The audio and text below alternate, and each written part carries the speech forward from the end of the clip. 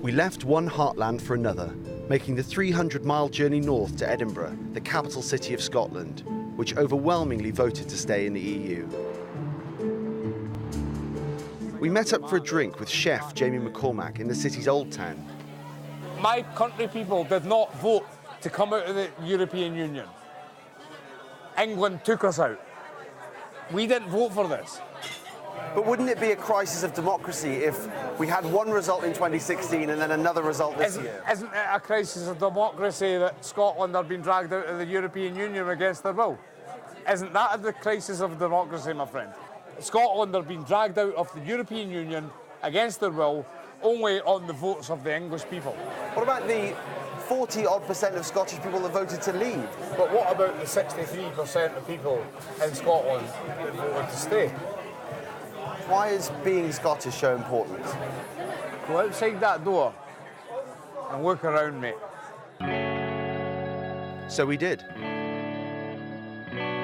Leaving Edinburgh the next morning and driving through the Scottish mountains.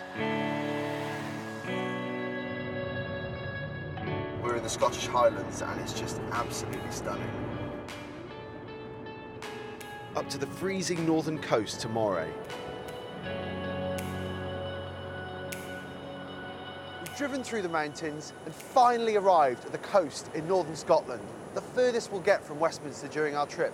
What I'm curious to know is why almost half the people voted to leave in 2016.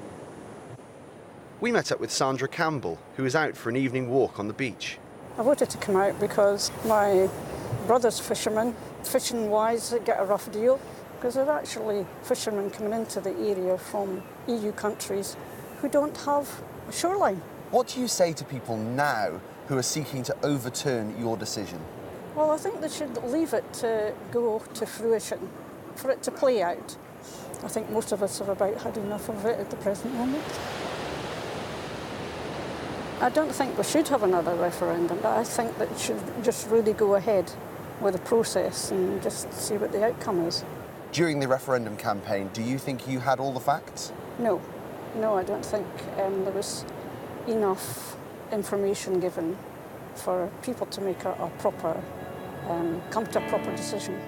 Soon it was time to leave the frosty beaches of Scotland and travel to a place that's become a thorn in the side of those wanting a swift Brexit. Northern Ireland.